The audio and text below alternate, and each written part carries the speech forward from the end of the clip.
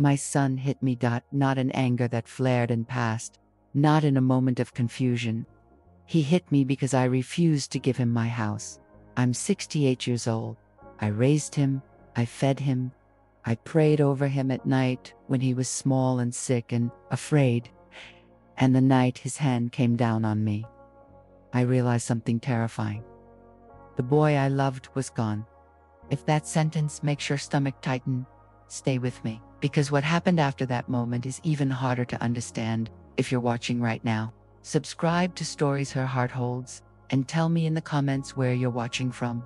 Women like us don't talk about these things enough. That night started quietly, too quietly, the kind of quiet that presses against your ears. The kitchen light was on, casting that dull yellow glow I've seen 1,000 times before. The same table where he once did homework, the same chair where my husband used to sit, rubbing his tired hands together after work. My son stood across from me holding a folder, thick, heavy, official. I didn't need to open it to know what was inside. We'd already had this conversation more times than I could count. Just sign it, Mom, he said. His voice was calm, almost polite. That was the part that scared me. I shook my head, slow, careful, like I was trying not to wake something dangerous. No, I said, this house stays in my name. His jaw tightened. His eyes didn't blink. That house wasn't just property. It was my marriage, a motherhood, my grief, my survival. I buried my husband from that house. I learned how to sleep alone in that house. Every creak in the floor knew my name. After my husband died, people told me I should sell, downsize, move on. But how do you move on from the place that remembers you when no one else does? My son used to understand that, or at least he pretended to. After the funeral, he started visiting more often. At first, I was grateful. He fixed the fence, brought groceries, sat with me while I cried. I thought we were healing together. But slowly, his concern turned into control. He'd say things like, "You don't need all this space anymore," or, "It makes sense for the house to be mine eventually." He said it casually, like it was already decided. The first time he brought paperwork, my chest tightened. Legal words I didn't understand, pages marked with sticky notes. He explained everything like I was already fading away, like my time to decide things had passed. I told him I needed time. He sighed like I was unreasonable. That was when I felt it, that small voice inside that said, "Be careful." The night he hit me, that voice was screaming. We stood there, the kitchen between us like a battlefield. I told him no again. Clear, firm, final. That house is mine, I said, and I'm not signing it over. Something snapped in his face. Not anger. Something colder. The next few seconds changed everything I thought I knew about motherhood. I didn't see his hand coming. I only felt it. The sound was loud in the quiet kitchen. Louder than the clock. Louder than my heartbeat. He stepped back, like he'd shocked himself. I stood there frozen, staring at the child I once rocked to sleep. And in that moment, I knew this wasn't about love. This wasn't about family. It was about greed. And what he would do next would terrify me even more. The first thing that followed the sound of his hand hitting my face was silence. Not the peaceful kind, not the quiet you rest in. This was a heavy, suffocating silence, the kind that presses on your chest until breathing feels like work. My ears rang, my cheek burned, but worse than the pain was the disbelief. My son had just hit me. He stood there, staring at his own hand like it no longer belonged to him. For a second, I thought he might cry, apologize, fall apart. That's what mothers hope for, even in moments like that. We cling to hope because the alternative is unbearable. Instead, he straightened his shoulders. "You made me do that," he said. Those words landed harder than the slap. I remember gripping the edge of the kitchen table to steady myself, the same table where I once packed his school lunches, the same table where he blew out birthday candles. My legs felt weak, like they didn't trust the floor anymore. I didn't yell. I didn't cry. I couldn't. My body had gone still, like it was protecting me by shutting everything down. "You're overreacting," he added, his voice low now, controlled. "You know how stressed I am." Stressed, as if stress explains violence, as if pressure turns love into permission. He took a step closer. I took one back. That small movement changed something between us. He noticed. His eyes narrowed. "You wouldn't survive without me," he said. "Who do you think helps you around here?" That's when fear settled in my bones, because I realized he didn't see me as his mother anymore. He saw me as an obstacle. I told him to leave. At first he laughed. A short, sharp sound that didn't belong in my kitchen. "This is my house, too," he said. "No," I whispered. "It's not." Something flickered across his face. Not guilt, not shame, calculation. He grabbed the folder off the table and shoved it under his arm. "Think about what you're doing," he said as he walked toward the door. "You don't want to make things difficult." The door slammed so hard the picture of my wedding day rattled on the wall. I stood there long after he left, my face still warm, my heart pounding like it was trying to escape my chest. The house felt different, smaller, like it was holding its breath with me. I went to the bathroom and looked at myself in the mirror. The woman staring back looked older than she had an hour before. Not just older, wounded. I pressed a cold cloth to my cheek and whispered, "How did we get here?" That night, I didn't sleep. Every sound made me sit up. The creak of the hallway, the wind against the window. I locked my bedroom door for the first time since my husband died. That realization alone brought tears to my eyes. Around 3 in the morning, my phone buzzed. A message from my son. "I'm sorry you took it the wrong way." I stared at the screen, my hands shaking. "I'm not sorry for hitting me. Sorry I took it the wrong way. Another message followed. "We need to talk tomorrow. Be reasonable." Reasonable. I didn't respond. Instead, memories flooded in. Times I had excused his temper. Times I had cleaned up messes he made. Times I had told myself, he's just going through a phase. Mothers are very good at lying to themselves when love is involved. By morning, my face was bruised, not badly, but enough that I couldn't pretend nothing had happened. I made coffee and sat at the table, staring at the folder he'd left behind by mistake. Yes, he'd forgotten it. My heart dropped as I opened it. Inside were not just transfer papers. There were loan documents, notices, numbers that made my stomach turn. He wasn't just asking for the house. He needed it. And suddenly, the slap made terrible sense. I realized something chilling then. If I signed those papers, I wouldn't just lose my house. I would lose my safety. I spread the documents across my kitchen table like pieces of a puzzle I never agreed to solve. The morning light made everything look ordinary, too ordinary. Sun coming through the window, coffee cooling in my cup, my hands steady, even though my heart wasn't. At first glance, it looked like what he'd said it was. Transfer forms, legal language, paragraphs packed tight with words meant to confuse someone my age, someone tired, someone trusting. But I kept reading. There were loan statements tucked behind the deed, past due notices, red stamps I couldn't ignore, amounts circled in ink, dates highlighted like warnings. I felt my stomach drop. This wasn't about protecting me. It wasn't about planning ahead. It was about debt. His debt. I read the numbers again, slower this time. Credit cards, personal loans, a trail of borrowing that went back years. I had helped him before. Of course, mothers always do. A few hundred here, a month's rent there. I thought those chapters were closed. They weren't. One page stopped me, cold, a notice of intent. If the loan wasn't secured soon, consequences would follow. I didn't need a law degree to understand what that meant. He needed collateral. He needed my house. I sat back in my chair and pressed my palm against my chest. It wasn't just fear anymore. It was clarity.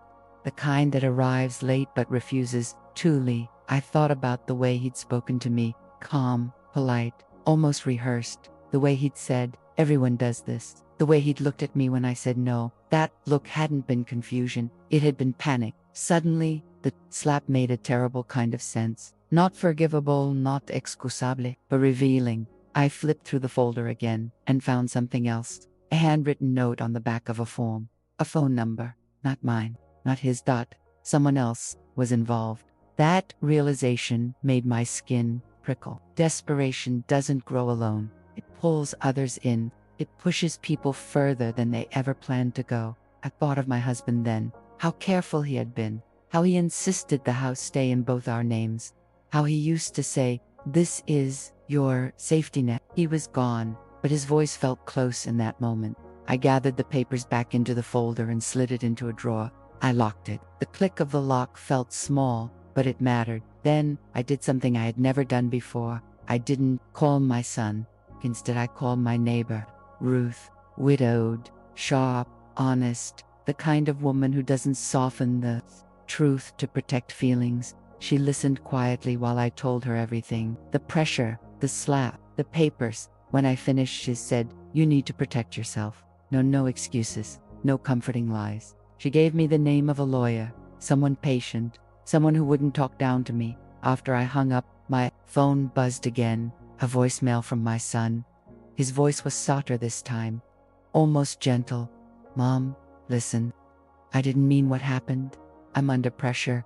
We can fix this if you cooperate." Cooperate. That word settled heavy in my chest. I didn't delete the message. I saved it, because somewhere inside me, a new instinct was forming, not forgiveness, survival. I walked through my house that afternoon, touching the walls, the door frames, the places where life had happened. This house wasn't just my past, it was my leverage. And my son knew it. Asterisk, the lawyer's office smelled like old books and coffee that had been sitting too long on a warmer. I remember that because small details stick. When your life feels like it's tipping sideways. Her name was Mrs. Callahan, gray hair pulled back tight, glasses perched low on her nose. She didn't rush me. That alone made my chest loosen a little. I told her everything. The papers, the pressure, the slap. She didn't gasp. She didn't interrupt. She listened with the kind of attention that made me feel seen, not pitied. When I finished, she folded her hands and looked at me carefully. "You did the right thing by not signing anything," she said. I let out a breath I didn't realize I'd been holding. She explained the document slowly, line by line, in plain language. No legal fog, no talking over my head. And the more she explained, the colder my blood felt. If I had signed those papers, my son wouldn't have just owned the house. He could have leveraged it, borrowed against it, lost it. And if that happened, I could have been forced out with nowhere to go. "At your age," she said gently, "this house is your security. Once it's gone, it's almost impossible to recover." Then she said something that made my stomach twist. "I also want you to understand something else," she continued. "Based on what you've told me, the physical incident matters." I looked down at my hands. "I don't want to get him in trouble," I said quickly. "He's still my son." She nodded. "I understand. But I need you to hear this clearly." She leaned forward. "When someone uses violence to get what they want, especially property, it often escalates. Not always, but often." The word escalates echoed in my head. She advised me to document everything. Messages, voicemails, dates, times, even feelings. She told me to tell at least one other person what had happened. To not stay silent. "Silence protects the wrong person," she said. When I left her office, the sun felt too bright. The world felt normal in a way that almost hurt. People walking, cars passing, life going on, while mine felt like it had cracked open. When I got home, my phone rang. It was my son. I didn't answer. A message followed almost immediately. "You went somewhere today?" He texted. "Who did you talk to?" My heart skipped. I hadn't told him. I hadn't posted anything. There was no way he should have known. Another message came through. "You're making this worse." That's when fear truly settled in. Not loud panic, not screaming terror, quiet fear. The kind that whispers, "He's watching. He's paying attention." I sat at my kitchen table, the same one where all of this began, and realized something painful but undeniable. This wasn't just a family disagreement anymore. This was a situation where I needed to choose myself. And once I made that choice, there would be no going back. I didn't want to tell anyone else. Saying it out loud would make it real, permanent. Like once the words left my mouth, there would be no way to pull them back and pretend everything was fine. That morning, I stood in my kitchen holding my phone, staring at the screen like it might judge me. My cheeks still ached when I touched it. Not badly, just enough to remind me it had happened. I finally called my daughter-in-law. She answered on the second ring, cheerful and distracted. I almost hung up. "Almost. What's wrong?" she asked, her voice shifting the moment she heard mine. I sat down slowly and told her everything. The papers, the pressure, the slap. I didn't dramatize it. I didn't soften it either. I just told the truth. There was a long silence on the other end. Then she said something I wasn't prepared for. I knew something wasn't right. My heart sank. She told me my son had been distant for months, irritable, secretive, borrowing money and brushing off questions. She said she'd tried to talk to him, but he always changed the subject or got defensive. He's drowning, she said quietly, and he's dragging everyone else down with him. When we hung up, my hands were shaking, because that conversation confirmed what I'd been afraid to admit. This wasn't a misunderstanding. This was a pattern. That afternoon, my phone rang again. It was my son. I didn't answer. A minute later, a text came through. I heard you've been talking. My chest tightened. Another message followed. You're turning people against me. I stared at the screen, my heart pounding. I hadn't told him who I'd spoken to. I hadn't told anyone except her. Yet somehow, he knew. That's when I realized something terrifying. He was watching my moves now. Every decision I made mattered. I set my phone face down on the table and sat there for a long time, listening to the quiet of the house. The same house that had always been my refuge now felt like a place I needed to defend. That night, I double-checked the locks. Not because I thought he'd come back right away, but because the trust was gone. And once trust leaves, fear takes its place. As I lay in bed, staring at the ceiling, one thought kept circling my mind. If he's willing to hit me to get what he wants, what else is he willing to do? The messages started early the next morning, short ones at first. Call me, we need to fix this. I ignored them. Then the tone shifted. You're being dramatic. Stop listening to other people. I could feel the pressure building with every vibration of my phone. Each message felt heavier than the last, like he was stacking them on my chest, waiting for me to crack. By noon, the words stopped sounding like concern. They started sounding like warnings. You're making a mistake. You don't understand how bad this is. I sat at my kitchen table, phone in my hand, staring at the screen. My thumb hovered over the reply box more than once. Every instinct in me wanted to calm him down, to smooth things over. That's what mothers do. But another instinct, quieter but stronger, told me to stay silent. So I did. That afternoon, I heard a car slow down outside my house. Not stop, just slow, idle for a moment, then move on. I peeked through the curtain, my heart pounding. I didn't see who it was, but my body knew before my mind did. Fear doesn't always announce itself loudly. Sometimes it just sits beside you and waits. That evening, another message came through. People don't take kindly to betrayal. My hands went cold. Betrayal. That word again, as if protecting myself was some kind of crime. As if refusing to hand over my life's work made me the villain. I stopped sleeping well after that. Every sound felt sharper. The creak of the hallway, the wind brushing the siding. I locked my bedroom door before bed, something I hadn't done since my husband was alive. That small act broke me, because it meant I no longer felt safe in the home I'd spent decades building. Late that night, my phone buzzed again. A voicemail. I didn't listen to it right away. I stared at the notification for a long time, my heart thudding in my ears. Finally, I pressed play. His voice was angry, uncontrolled, raw. If you don't fix this, he said, you're going to regret it. I swear. I saved the message, backed it up, listened to it again, forcing myself not to flinch. That voicemail changed everything, because it wasn't just emotion anymore. It was a threat. And for the first time, I felt something shift inside me. He wasn't in control anymore. I was. I listened to the voicemail again the next morning. Not because I wanted to, because I needed to. His voice sounded different in the daylight, harsher, less excusable. The words didn't soften with time. They sharpened. If you don't fix this, you'll regret it. I sat at the kitchen table with my coffee untouched, phone in my hand, and something inside me finally settled. This wasn't stress talking. This wasn't a momentary lapse. This was intent. I forwarded the voicemail to myself, then to an old email address I rarely used. I wrote down the date and time on a piece of paper and slid it into the same drawer where I'd locked the documents. For the first time since my husband died, I felt prepared. That afternoon, My son called again. I let it ring. Then he texted, "Why aren't you answering? You're making this worse." I said I was sorry, sighed, but not once did he ask how I was. Not once did he mention the slap. An apology without accountability is just another demand. Another voicemail came that evening. This one calmer, controlled, almost gentle. "Mom, please, I'm scared you don't understand what's at stake."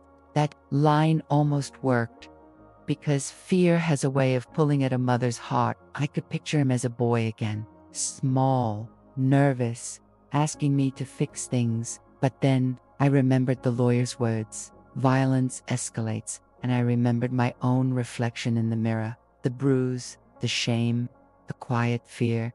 I saved that voicemail. By the end of the day, I had a record, a timeline, proof that what was happening wasn't in my imagination. That night, I slept a little better, not because I felt safe, but because I felt informed. And information changes power. The next morning, I noticed something else. My phone was quiet, no calls, no messages, no apologies. The silence felt intentional, strategic. That worried me more than the threats, because when someone realizes words won't work, they often try something else. I stood at my front window, watching the street, and felt a cold certainty settle in. He was planning his next move, and so was I. I stared at the phone for a long time before picking it up. My thumb hovered over the numbers, shaking slightly. I'd dialed this number before, years ago, for neighborhood noise complaints and traffic issues. Never for this. Never for my own child. I kept hearing my son's voice in my head. "You don't understand what's at stake. You're making this worse." But another voice was louder now, quieter but steadier. Silence protects the wrong person. I took a breath and made the call. When the officer answered, my voice didn't sound like my own. It sounded older, smaller, but it didn't break. "My son hit me," I said. There was a pause, not judgment, not disbelief, just space. She asked me to tell her what happened. Slowly, from the beginning, I told her about the house, the papers, the slap, the messages, the voicemail. She asked if I was safe right now. I looked around my home, my locked doors, my drawn curtains. "Yes," I said. "For now." 2 officers came later that afternoon, a man and a woman. They spoke softly. They didn't rush me. They took notes. They asked permission before looking at my cheek. The bruise had faded to a dull yellow, but it was still there. Real. They listened to the voicemails, read the messages, wrote everything down. They didn't arrest him. I hadn't asked for that, but they documented everything, and that mattered more than I realized at the time before they left. The female officer looked me in the eye. "You did the right thing," she said. "If anything else happens, you call us immediately." After they drove away, I sat down and cried harder than I had since my husband died. Not loud sobs, quiet ones, the kind that come when you finally admit the truth to yourself. I wasn't just scared of losing my house. I was scared of my own son. That night, my phone buzzed. A text. "Did you really do that? You called the police on me?" My hands shook as I set the phone down. I didn't reply, because something inside me had changed. I had crossed a line I could never uncross, and so had he. That night, I stayed in the living room, the folder from earlier still on the table in front of me. I tried to keep my mind busy tidying up, folding laundry, but every creak of the floor, every gust of wind outside, made me jump. My home, once a sanctuary, felt like a trap. Around 10, my phone buzzed again. I picked it up cautiously. It was a text from my son. "Why are you making this so hard? You're ruining everything for both of us." I stared at the screen. The tone was casual, almost flippant, but the underlying threat was clear. I felt a knot in my stomach tighten. He wasn't asking anymore. He was demanding. I went back to the folder, scanning the papers again. There were things I had missed in the daylight. Bank statements, overdue notices, signatures that didn't make sense to me at first. Each page told a story of desperation and entitlement, of plans made without my knowledge, of debts I had no idea existed. I realized then something terrifying. He had been calculating this for months, maybe years. The slap hadn't been a one-time loss of control, it had been the warning, the first step. I sat back in my chair, my hands shaking. I thought about all the times I had defended him, excused his behavior, protected him from consequences. And now I understood the cost of that protection. I couldn't be blind anymore. Made a decision that night. I would not respond to his messages. I would not engage until I had professional advice. I had survived heartbreak, loss, and grief before. I would survive this, but I would do it on my terms. And in that quiet, tense night, I promised myself something else, that no matter what, he would never take my house, soar my peace without facing consequences he couldn't ignore. The next morning, I woke early, my body tense but resolute. I knew I had to face him, not with anger, but with preparation, with clarity, with the law and my own sense of strength backing me. I dressed carefully, choosing clothes that were comfortable yet commanding. Nothing flashy, nothing to provoke, just me, standing in my own skin, owning my space. When he arrived, I stayed in the living room.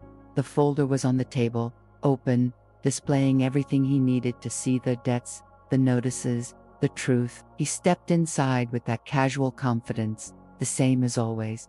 "Morning, Mom," he said, but the edge in his voice was different today. I saw it, I had prepared for it. I looked at him calmly. "We need to talk," I said, my voice steady. "About the house, about the debts, about your behavior." He smirked. "Oh, I know. You're upset. Let's calm down and work this out." "No," I interrupted. "You need to see what I see. You need to understand what's at stake." I handed him the folder. He took it with an easy air, like he already knew the contents. But the moment his eyes scanned the pages, I saw the flicker, the surprise, the panic. His hand trembled slightly, his usual smirk faded. I could see him calculate, weigh, and realize that this wasn't going to be as simple as he imagined. This isn't what I thought," he muttered, unable to look directly at me. I didn't respond. I just waited.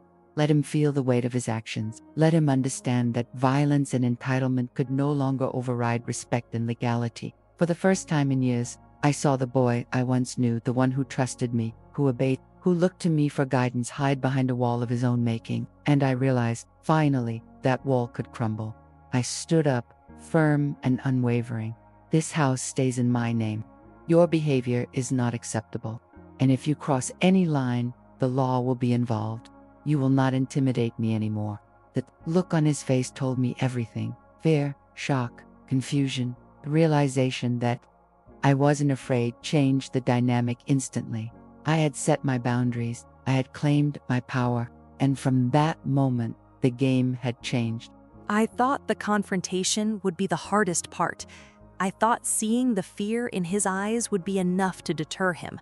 But no, he wasn't done. He had one last move, one final attempt to bend me to his will. A few days later, I received a call. The voice on the other end was calm, friendly even. "Mom, it's Jasmine," he said, my daughter-in-law. "We just wanted to talk about the house.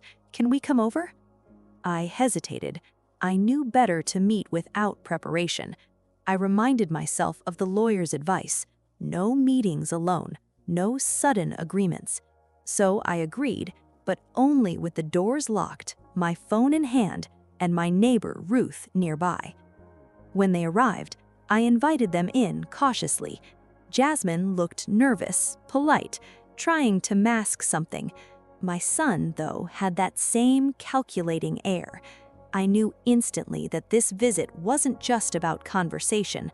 It was a test, a manipulation attempt. He started with a story. "Mom, we're worried. We just want to help. The house, it's too much for you. You'll regret saying no." I listened silently. I let him speak.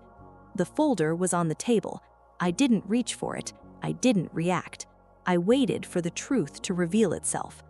Then he pushed it further. "Imagine how stressful it'll be if we take care of everything for you. You won't have to worry about bills, maintenance, anything." I felt a flicker of anger, manipulation dressed as concern, threats disguised as love. I took a deep breath. I appreciate your concern, but the house is mine, and I make my own decisions." He laughed, short and sharp. "Mom, you don't understand. You're making this so hard for us, for everyone."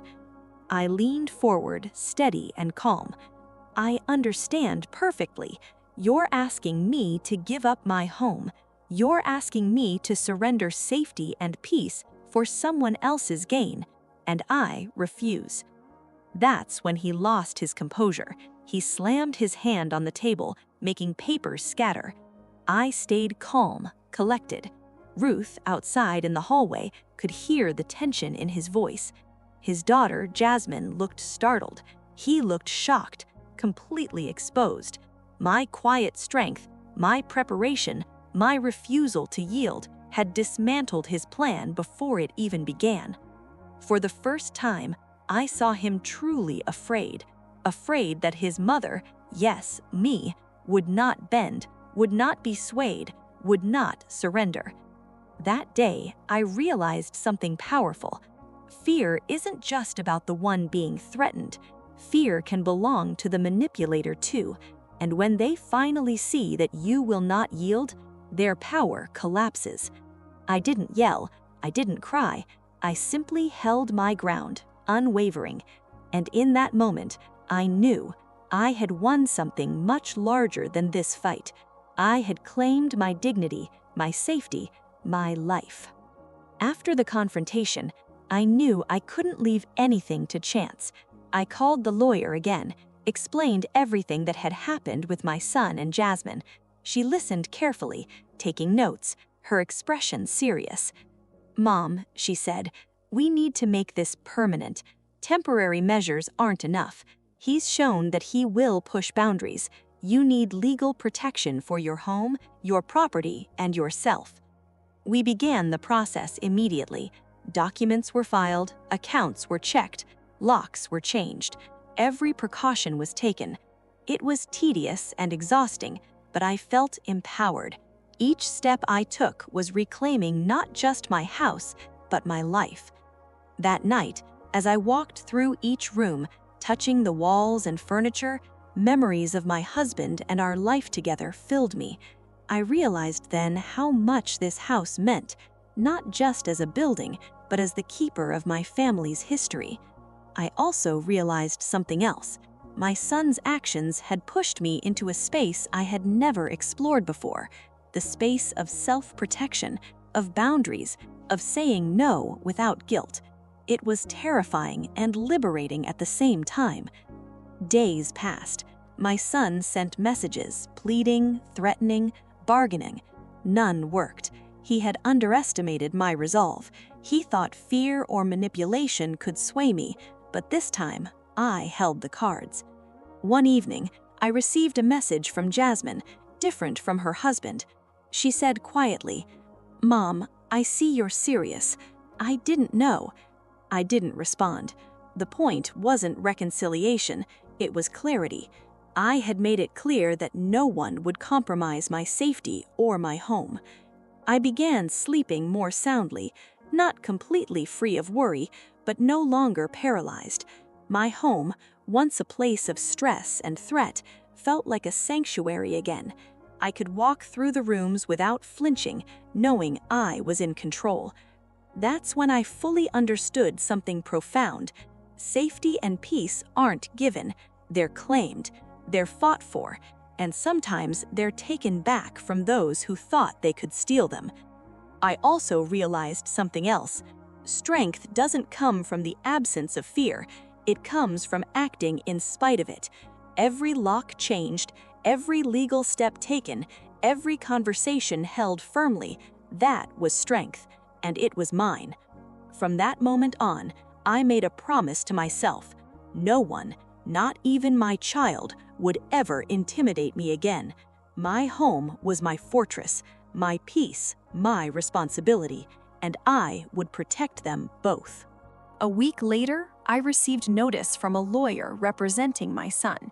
They claimed that I was unreasonably withholding access to the house and that he had legal grounds to contest my decisions. I read the documents slowly, deliberately, my hands steady even though my heart pounded.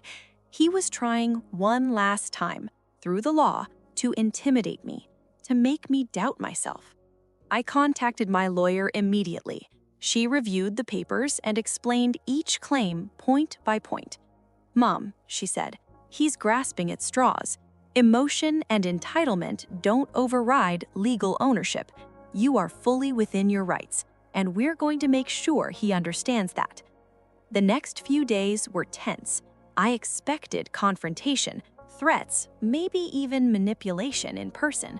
But when my son and his lawyer arrived for the hearing, something surprising happened. He looked uncertain, tentative. The confidence he carried before, the arrogance, the sense of entitlement was gone. He had miscalculated. He hadn't anticipated that I would be prepared, informed, and legally supported. The hearing was short. My lawyer presented the facts, the documentation, the protective measures already in place. I stayed calm, sitting firmly in my chair, looking at him directly. No fear, no apology required, just truth.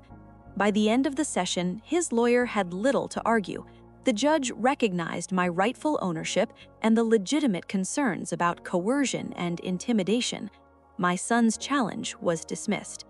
I walked out of the courtroom feeling lighter than I had in months, not because I had won, but because I had stood my ground, because I had refused to let fear or love or guilt dictate my decisions. I had taken action, and justice finally felt real. On the drive home, I reflected on the journey. The slap, the folder, the threats, the messages, they had all led me here.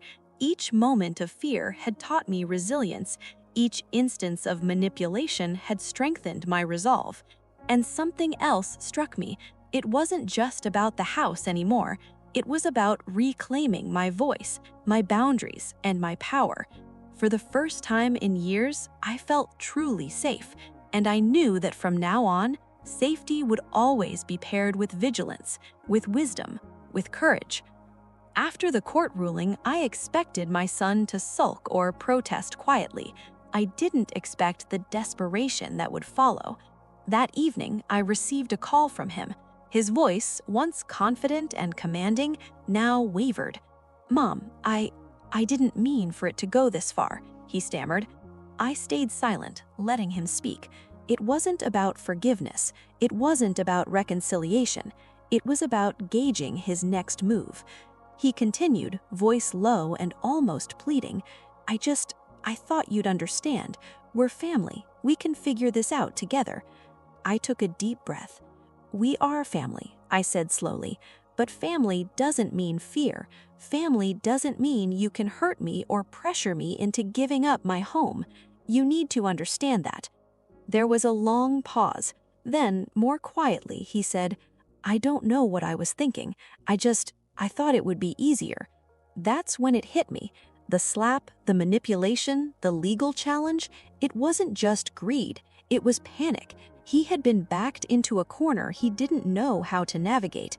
And yet, the danger hadn't fully passed. I realized that even in desperation, he could act irrationally, without thinking about consequences. I had to remain vigilant. I ended the call calmly. "We will talk when you're ready to respect me and my decisions. Until then, give me space." After I hung up, I sat quietly in the living room. The sun had dipped below the horizon, casting long shadows across the floor. The house, my sanctuary, now felt fully mine again. The fear had receded, replaced by a new, steady sense of control. I reflected on the journey. From the first slap to the court ruling, every moment had tested me. Every action had forced me to confront not just my son's behavior, but my own boundaries, fears, and strength. For the first time, I felt a kind of peace that wasn't fragile. It wasn't dependent on others' actions or approval. It was grounded in my choices, my courage, and my insistence on standing firm. And I knew deep in my bones that this was just the beginning of a new chapter, one where I determined the rules, the pace, and the limits. A few days after the private call, My son tried one last tactic. He sent a long, heartfelt message filled with guilt, love, and promises. "Mom, I don't know what I'd do without you. I was wrong. I've made mistakes. Please, let's not ruin what we have. I need you." I read the words carefully, every line. Part of me ached, the mother in me, the one who had spent decades nurturing, protecting, and loving him. But another part of me, the wiser, stronger part, knew better. He wasn't seeking reconciliation. He was testing boundaries one last time, trying to see if fear, love, or guilt could manipulate me into giving up. I didn't respond. I didn't even reread it. I knew any reaction, any sign of vulnerability would be exploited. Silence, in this case, was my shield. Later that evening, he arrived at the door. I could hear the uncertainty in his footsteps, the hesitation in his voice. "Mom, can we talk?" he asked. I stood at the doorway, calm, composed. "We can talk when you can speak with respect, without threats, without pressure," I said firmly. He paused. I could see him weighing his options, and in that pause, I realized something important. His power over me had vanished. The fear that once hung heavy between us was gone. He left shortly after, without argument, without protest, and for the first time in a long time, I felt a profound relief. I had defended not only my home, but I had defended myself. Sitting alone afterward, I reflected on the journey. Every slap, every threat, every attempt at manipulation had tested me, and through it all, I had discovered a strength I didn't know I possessed. My home, my sanctuary, was secure. My peace, my dignity, and my boundaries were intact, and I knew that I would never allow anyone, family or otherwise, to compromise them again. After the confrontation and legal battles, I finally felt the weight begin to lift. My home was safe, my boundaries were respected, and I had discovered something invaluable: my own strength. I began to rebuild my daily life, slowly, deliberately. Mornings were my own again. I poured coffee, sat by the window, watched the sunlight hit the garden, and felt a sense of peace I hadn't experienced in months. Simple moments became treasures. I also started reaching out to friends and neighbors, rekindling connections I had neglected while managing the tension at home. Conversations that were once mundane, sharing a cup of tea, walking in the park, suddenly felt restorative. With the legal matters resolved, I had time to reflect on my relationship with my son. Not in anger, not in hatred, but with clarity. I understood that his actions were driven by desperation, entitlement, and poor judgment. Understanding didn't mean forgiving, at least not yet, but it helped me see the situation for what it was, not just how it felt. I also began small rituals to remind myself of my worth and independence. I added locks to doors, organized important documents, and even took a few self-defense classes. Each action reinforced that I wasn't helpless, that my safety and peace were mine to protect. And slowly, something shifted in my son. He reached out, more cautiously this time, with respect rather than threats. Every interaction now had boundaries.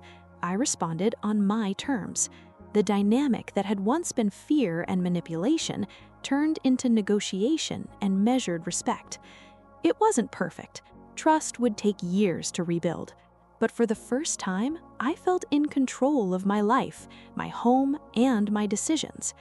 Sitting on the porch one evening, I watched the sky fade to pink and gold. I thought of my husband, the life we built, and how much of it was preserved because I refused to give in. I realized that sometimes protecting your home is about protecting your soul, and I had done that. As the weeks passed, I began to reflect not just on what had happened, but on what I had learned. The slap, the threats, the legal battle, they were painful, terrifying, and exhausting. Yet they revealed something deeper, my own resilience. I realized that forgiveness wasn't about excusing what my son had done. It wasn't about pretending the violence or manipulation never happened. Forgiveness, I discovered, was about releasing the power those actions had over me. It was about reclaiming my emotional freedom. I started small. Each morning, I reminded myself that my home was mine. Each night, I acknowledged that I had survived, that I had faced fear head-on, and that I had made it through intact. Every step was a lesson in self-respect. Family dynamics are complicated. I had loved my son deeply, and that love hadn't vanished. But love doesn't mean surrender. Love doesn't mean tolerating abuse or intimidation. I learned that boundaries, once respected, can coexist with love. In fact, they strengthen it. Slowly, my son began to show signs of genuine change. He approached conversations with caution, listened rather than demanded, and began to accept responsibility for his actions. The fear and anger that had once dominated our interactions were replaced with tentative respect. Through it all, I learned the power of resilience. Life will throw challenges your way, even from those you love most. But strength isn't always loud or visible. Sometimes it's quiet, steady, unyielding. It's the decision to act, to stand firm, and to protect your peace, no matter how difficult. One afternoon, I walked through the garden, touching the flowers my husband had planted. I thought about resilience isn't just about surviving hardship. It's about creating a life where safety, dignity, and love coexist. A life where I am in control, fully and unapologetically. And in that moment, I knew something important. Family can be both complicated and beautiful. Protecting yourself doesn't mean rejecting love. It means understanding that love is healthiest when paired with respect, boundaries, and courage. Just when I thought the storm had passed, life reminded me that vigilance never truly ends. One afternoon, a package arrived at my door. No return address, no note, only a small envelope with a single piece of paper inside. My hands shook as I opened it. It contained bank statements and receipts, proof that my son had attempted to move money secretly, trying to cover debts or secure assets without my knowledge. The evidence was clear, yet it felt strangely unclimactic. I had already anticipated his desperation. This final twist was not about fear, it was about realization. I understood fully that my son's actions were driven by panic and entitlement, not malice alone. He was trapped in his own poor choices, and he had tried one last time to manipulate circumstances to his advantage. I contacted my lawyer immediately. She assured me that with the legal protections already in place, I was fully secure. Nothing he could do now would threaten my home, my finances, or my peace. Sitting back in my living room, I reflected on the journey. Every step, the slap, the threats, the emotional manipulation, the legal challenges, the final twist, had taught me a profound truth. Boundaries, courage, and love for oneself are the pillars of safety and resilience. After months of tension, fear, and uncertainty, something shifted. My son began to approach our interactions differently, slowly, cautiously, with respect rather than demand. It started with small gestures. He helped around the house without being asked. He spoke softly, listened more than he talked, and stopped pressuring me about the house. It was subtle, almost imperceptible at first, but unmistakably real. One afternoon, he sat across from me at the kitchen table, not with the folder or paperwork, but with a simple cup of coffee. "Mom," he said quietly, "I want to do better. I've been wrong, and I'm sorry for everything." I looked at him carefully, seeing the change, or at least the effort. I realized then that change doesn't happen overnight. It's gradual, and it's often accompanied by hesitation and uncertainty. I nodded slowly. "I can see that, and I'm willing to give you a chance, but it has to be genuine, and it has to respect boundaries. Do you understand that?" He nodded, a flicker of relief and humility in his eyes. That moment felt like a bridge, not the restoration of what we once had, but the beginning of something new, a relationship based on accountability, respect, and careful rebuilding of trust. Over the following weeks, I noticed the consistency in his behavior. No threats, no manipulation, just small, meaningful steps toward change. And though I remained cautious, I also felt a sense of hope. I realized that life is never just about conflict or struggle. It's about learning, adapting, and sometimes witnessing the growth of those we care about, even after the deepest mistakes. I took a deep breath and looked around my home, my sanctuary. Every corner, every memory, every creak of the floor now felt safer, stronger, protected by my vigilance and my courage. And in that quiet moment, I understood something I had been fighting to learn all along. Love doesn't mean surrender. It doesn't mean giving up safety or dignity. It means navigating the complexities of human imperfection with wisdom, boundaries, and heart. The journey had been long, exhausting, and at times terrifying. From the slap that shattered my sense of safety to the legal battles, manipulation, and emotional turmoil, I had faced the very real possibility of losing not only my home, but my peace of mind. And yet, here I was, still standing, stronger and wiser than I had ever imagined. My home was secure. My boundaries were respected.